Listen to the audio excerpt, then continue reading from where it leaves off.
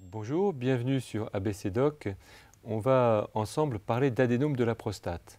Alors l'adénome de la prostate, c'est une maladie bénigne qui ne concerne que les hommes, puisque pour avoir un adénome de la prostate, il faut avoir une prostate et il n'y a que les hommes qui ont une prostate. Pour parler d'adénome de la prostate, vous allez avoir avec vous deux urologues, le professeur Alexandre Delataille de l'hôpital Henri Mondor et moi-même qui suis François Desgrandchamps de l'hôpital Saint-Louis et également Bernard qui souffre de cette pathologie qui nous en donnera son histoire. Alors pour parler de la prostate, il faut d'abord savoir à quoi sert la prostate et quelles sont les deux pathologies de cette prostate avec l'âge. Alors la prostate, c'est une glande qui participe à la formation du sperme, c'est ça sa fonction, et elle est située sous la vessie. La particularité de cette glande, c'est qu'elle est creuse et l'urine passe au milieu de la prostate pour pouvoir sortir. C'est une petite glande, mais qui peut être le siège de deux maladies très différentes.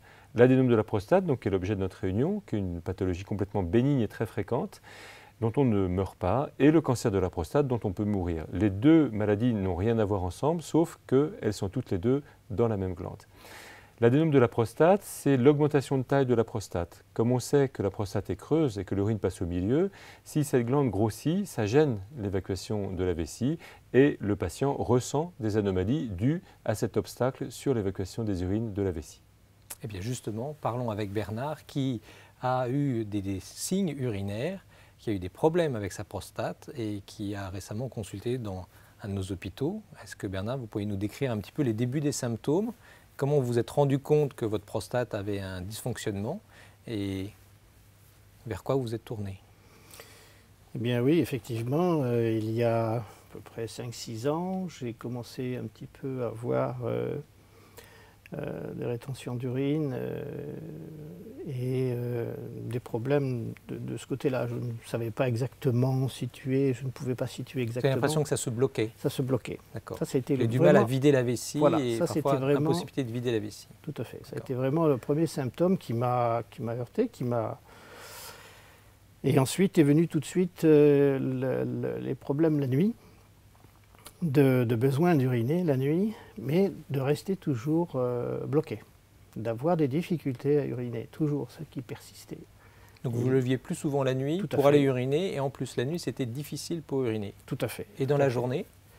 Dans la journée un petit peu moins. Les symptômes étaient un petit peu moins forts, mais ils étaient quand même présents, et c'est ce qui m'a décidé à consulter un premier médecin qui m'a dirigé,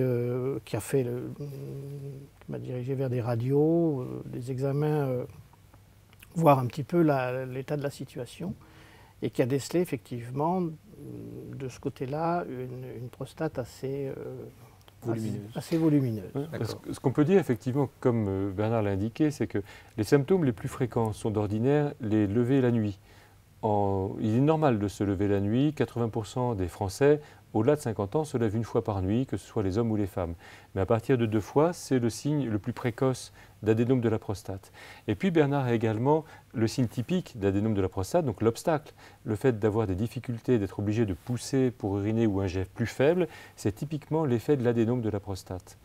Les examens que l'on peut faire lorsque le patient se rend compte qu'il y a quelque chose qui ne va pas de ce point de vue-là, c'est ce que Bernard a indiqué, c'est avant tout l'imagerie par l'échographie qui permet de savoir quelle est la taille de la prostate et de savoir également dans le même temps si la vessie se vide bien, c'est-à-dire quelle est la souffrance de la vessie au-dessus de l'obstacle. Alors là, on a vu les problèmes obstructifs. Est-ce qu'il n'y a pas aussi des problèmes irritatifs? Il y a des problèmes irritatifs qui sont dus à la réaction de la vessie à l'obstacle. La vessie est obligée de se contracter très fort pour que l'urine puisse passer au milieu de la prostate, et elle se modifie en devenant plus instable, c'est-à-dire très sensible. Elle va être sensible au remplissage et les patients vont avoir du mal à attendre pour uriner, seront obligés de se précipiter aux toilettes pour uriner, vont uriner très souvent parce que la vessie ne supportera pas bien d'être remplie.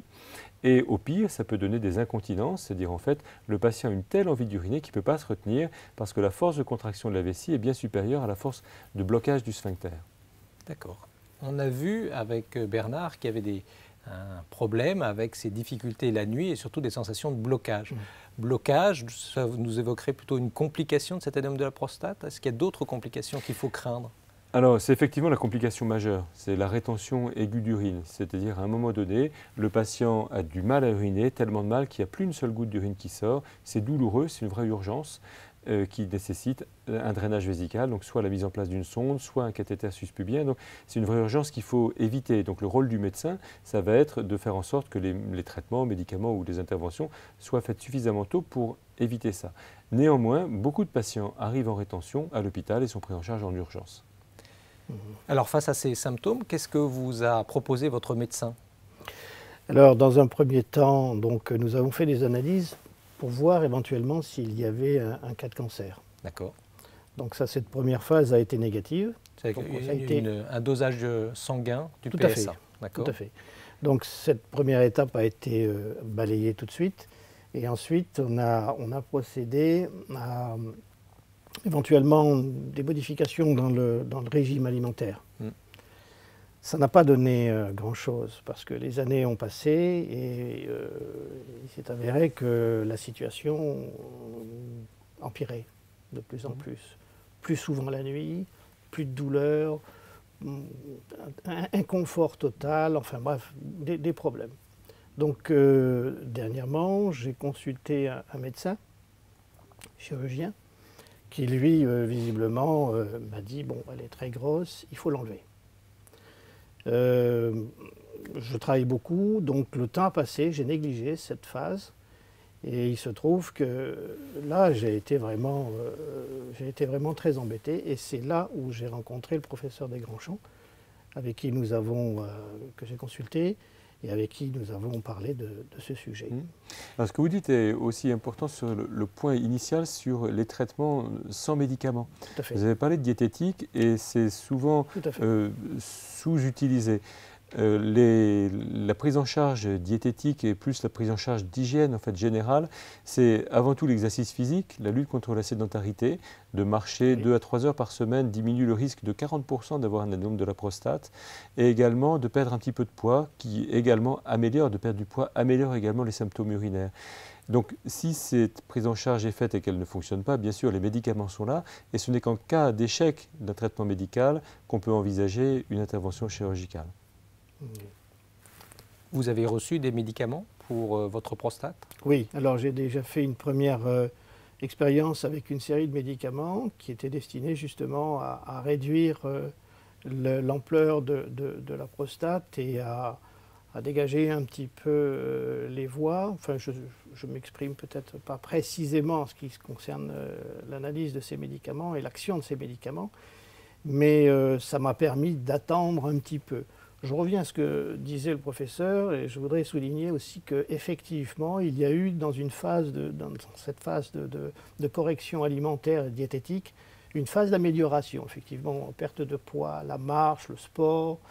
Je ne fume pas, donc ça a aidé aussi à améliorer un petit peu la situation.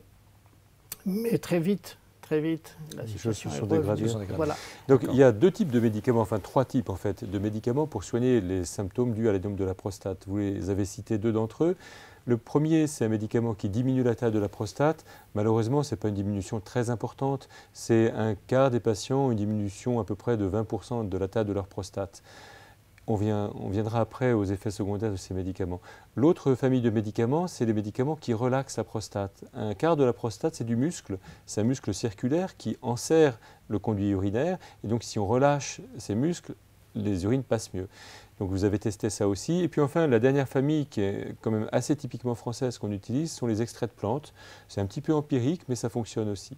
Donc, c'est ces 3 types de médicaments qu'on peut utiliser en cas d'adénome de la prostate. Le problème des médicaments, c'est d'une part leur efficacité. Est-ce que c'est assez efficace ou pas? Pour vous, en pratique, pour cette première série de traitements, parce qu'on verra qu'il y a d'autres façons, mais pour cette première série de traitements, ce n'était pas assez efficace. Et puis le risque d'effets secondaires. Avant tout, sur la sphère sexuelle, il peut y avoir des modifications de la libido avec un risque d'impuissance pour les médicaments qui diminuent la taille de la prostate. Et puis des problèmes d'éjaculation avec les médicaments qui relaxent la prostate, le sperme partant alors dans la vessie ou n'arrivant pas par paralysie des contractions des vésicules séminales. Donc ça, ce sont les médicaments de première intention, donc 3 familles. des médicaments qui diminuent la taille de la prostate, des médicaments qui relâchent la prostate et des extraits de plantes dont l'efficacité est empirique. Ils agissent sur la prostate. Mais on a vu tout à l'heure que très rapidement, les symptômes étaient dus au retentissement vésical de l'obstacle prostatique. Et donc il y a une autre série de médicaments qui vont agir sur la vessie en la décontractant. Et puis plus récemment, il y a un médicament qui arrive actuellement sur le marché, qui est un médicament qui améliore à la fois les symptômes urinaires et les symptômes sexuels. C'est une sorte de grand relaxant musculaire. C'est l'équivalent des médicaments qu'on prenait pour l'impuissance, ces fameuses petites pilules bleues, qui sont maintenant disponibles sous forme de petites doses tous les jours et qui améliorent à la fois les symptômes urinaires et les performances sexuelles des hommes, puisqu'il faut savoir que lorsqu'on a des problèmes urinaires, très souvent sont liés des difficultés sexuelles. Les deux sont liés, peut-être par des mécanismes communs, peut-être simplement dus à l'âge, mais souvent les deux sont liés. Et donc cette dernière famille de médicaments permet d'améliorer les deux. Donc on a un grand arsenal thérapeutique de médicaments pour pouvoir soigner les gens. Donc soit les médicaments qui diminuent la taille, qui relaxent la prostate, les extraits de plantes, les médicaments qui agissent sur la vessie et les médicaments qui agissent à la fois sur la prostate et sur la sexualité. Le rôle du médecin, c'est d'arriver à trouver la bonne combinaison. Et donc parfois on y arrive immédiatement, parfois non. Et dans votre cas, vous avez une première série de médicaments, ça n'a pas bien ou pas suffisamment marché, donc on a été amené à changer les médicaments pour essayer de trouver une combinaison qui améliore votre situation. Est-ce qu'on peut en attendre une amélioration dans la quasi-totalité des cas ou... Malheureusement non. Non. Malheureusement non. Et on estime à peu près que environ un homme sur 10 qui souffre d'adénome de la prostate doit être opéré de sa prostate. Ce que vous disiez tout à l'heure, d'enlever la prostate, en fait, on n'enlève que la partie qui a grossi. La partie qui a grossi, c'est la partie la plus interne de la prostate, en laissant la partie externe, qu'on appelle aussi la coque de la prostate. Donc on enlève l'adénome. L'adénome, c'est une grosse masse de tissu fibreux, en fait, et musculaire. Donc c'est ça qu'on enlève de plusieurs façons. Soit on l'enlève par les voies naturelles, en passant par le canal de la verge, par l'urètre, pour les prostates qui ne sont pas trop grosses. Soit, si les prostates sont trop grosses, il faut leur faire une incision de la vessie, par une petite cicatrice au-dessus du pubis. On ouvre la vessie et on enlève l'adénome à ce moment-là directement à travers la vessie. Alors Bernard nous a expliqué qu'il avait vu un médecin qui lui avait débuté un traitement, puis finalement parlé de la chirurgie. Qu'est-ce qui vous avait, pas effrayé, mais qu'est-ce qui vous a conduit finalement à prendre un deuxième avis par rapport à votre prostate? Est-ce que c'était la peur de la chirurgie ou est-ce que c'était voilà, l'intention de se conforter dans ce choix? En fait, c'est un concours de circonstances qui a reporté cette opération. Je dois reconnaître quand même que le médecin que j'avais consulté m'avait expliqué correctement et schématiquement bien la situation et m'avait expliqué ce que vous venez de souligner, professeur, en me disant qu'effectivement, il y avait différentes possibilités d'intervention. Un concours de circonstances a fait que je n'ai pas opté pour l'opération, bien que, effectivement, comme toute opération, on est toujours un petit peu réticent, surtout en ce qui me concerne. Moi, c'était la première fois que je serais rentré dans une salle d'opération, donc c'était effectivement quelque chose qui me freinait un petit peu. Le travail étant là, la négligence aussi, j'en conviens, et donc, quelque part, le temps a passé, et maintenant, avec cette nouvelle médication, je suis en train de me rendre compte que ça a été peut-être un mal ou un bien pour un mal, ou un mal pour un bien, plus exactement. Pour éviter l'opération. Pour éviter momentanément l'opération, si je comprends bien. L'opération a des séquelles, en fait. Hein. L'opération en elle-même n'est pas une opération lourde ni dangereuse. Il y a éventuellement un risque de saignement, mais qui est contrôlé et qui est rarement grave.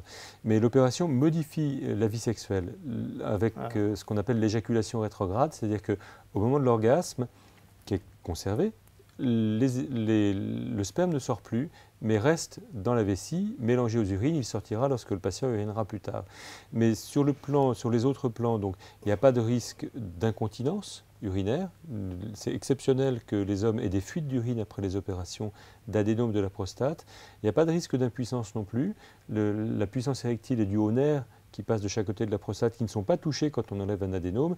Donc la seule modification la seule séquelle réelle, c'est l'éjaculation rétrograde. Est-ce que les nouvelles technologies dont on entend souvent parler, le robot, pas pour l'adénome de prostate, mais en tout cas le laser dans l'adénome de prostate, est-ce que ça peut limiter ces complications et quels en sont éventuellement leurs avantages? Alors, les nouveautés en matière de traitement d'adénome de la prostate, il y a des nouveautés qui sont des traitements dits instrumentaux et donc non chirurgicaux, qui sont entre les médicaments et l'opération. Ce que l'on peut citer, c'est un traitement par radiofréquence, donc par chauffage de la prostate, qui détruit les terminaisons nerveuses, donc qui va relâcher la prostate. Et puis plus récemment, mais c'est en cours d'évaluation, le Botox, celui que l'on injecte pour supprimer les rides, qui est un décontractant, un paralysant musculaire, peut être injecté également dans la prostate pour décontracter la prostate. Les résultats pour l'instant sont un peu contradictoires. Donc voilà pour le traitement non chirurgical et non médical, entre les deux. Pour la chirurgie, la nouveauté, c'est effectivement le laser. Alors, du laser, on peut retenir qu'il est intéressant pour les patients qui sont à risque hémorragique. En particulier, beaucoup de patients pour des problèmes cardiaques prennent de l'aspirine et donc le laser permet de pouvoir opérer les gens sans arrêter l'aspirine, sans majorer le risque hémorragique. La limite du laser, c'est souvent la taille de la prostate. Si la prostate est trop grosse, le laser a du mal à vaporiser tout le volume prostatique. Et donc, alors qu'on dit que quand on opère quelqu'un de l'adénome de la prostate, il est guéri pour la vie, c'est que le risque de rechute, si on veut dire, jusqu'à la fin des jours d'un patient n'est que de 10%. Alors, ça c'est vrai pour la chirurgie dite traditionnelle. Le laser, il faut s'attendre à ce qu'on puisse être amené à faire une retouche de temps en temps, tous les 2-3 ans, parce que la prostate aura repoussé. D'accord. Donc c'est toujours séduisant de se dire qu'on va être opéré par le laser, mais en pratique, les résultats ne sont pas équivalents à ce qu'on obtient avec une chirurgie traditionnelle? Sans doute moins durables. Sont moins durables. D'accord. Si vous aviez, vous, à choisir en termes d'intervention chirurgicale, est-ce que vous préféreriez, est-ce que vous êtes renseigné par rapport à la technique que vous proposez votre chirurgien? Non, je le découvre. Là, à ce stade, je le découvre avec les propos du professeur. Et c'est vrai que c'est rassurant de savoir qu'il y a des technologies comme ça qui avancent un petit peu. Et de savoir que, oui, parce que quand on est patient, on a toujours ce tableau de la chirurgie, du bloc opératoire, du sang, de ces choses que nous ne connaissons pas quand on n'est pas du métier, je veux dire. Et c'est vrai qu'aujourd'hui, il est important de savoir qu'il y a des technologies qui font la pointe de ces secteurs et qui arrivent à apporter, qui améliorent très fortement les interventions. Et je crois que vous l'avez bien signalé, vous l'avez bien expliqué. Et c'est important pour nous patients de savoir qu'il y a d'autres possibilités. Et c'est pour ça qu'à ce stade, aujourd'hui, moi j'ai une nouvelle médication avec 2 autres médications, vous les avez citées tout à l'heure. C'est important de savoir qu'on teste une deuxième phase de médicaments et après on verra un petit peu comment les choses évoluent, sachant qu'il y a une amélioration. Il y a vraiment là aussi, je crois que c'est un sujet à souligner. Il y a vraiment une différence entre le jour et la nuit. Alors ça, c'est vraiment quelque chose. C'est vraiment avec cette nouvelle médication que je prends, les nouveaux médicaments que je prends, que le professeur m'a conseillé, le jour, je n'ai plus de problème. Alors qu'avant, j'en avais beaucoup. Différents, mais j'en avais beaucoup. Tandis que la nuit, ça persiste encore un petit peu, avec effectivement des mictions fréquentes, moins fréquentes, pratiquement réduites jusqu'à 1 ou 2 fois, alors qu'avant c'était 5, 6, 7 fois la nuit, même des fois 10 fois. D'accord. Ah oui, impossible de dormir. Ouais. Je ne sais pas si c'est le temps de faire la synthèse ou pas, mais ce qu'on peut retenir en fait de l'entretien qu'on a eu tous ensemble, c'est que d'abord l'adénome de la prostate est fréquent, ça touche les hommes après 50 ans, que l'adénome de la prostate c'est une maladie qui est bénigne. En fait, on entend Bernard, bien sûr, ça vous gêne, mais vous n'en mourrez pas. Vous levez la nuit, vous êtes obligé d'attendre un petit peu pour que le jet vienne. Et puis, de se rendre compte également qu'on a beaucoup de possibilités de traitement, que ce soit des médicaments. Beaucoup de médicaments peuvent être utilisés. Beaucoup de techniques chirurgicales ou non chirurgicales peuvent être utilisées. Et ce que l'on peut donc retenir en synthèse, c'est qu'il faut arriver à ce que le traitement de l'adénome de la prostate soit sur mesure. C'est-à-dire que chaque patient a une prise en charge très spécifique en fonction de qui il est, quelle est la nature de ses symptômes et quelle est la réponse des symptômes au traitement. Et le rôle de chaque médecin est de trouver le traitement le plus approprié. Il n'y a pas un traitement pour tout le monde. C'est ce que je suis en train de découvrir, effectivement, dans mon cas. Effectivement, c'est tout à fait exact. Ben voilà. Et ben voilà. Je pense qu'on a synthétisé avec ces discussions. Donc l'adénome de prostate est une pathologie très fréquente pour laquelle il y a des solutions, aussi bien médicales que chirurgicales. Et nous espérons, avec cette émission, avoir pu vous donner un petit peu un éclairage sur cette pathologie. Merci infiniment de votre présence. Merci. Merci.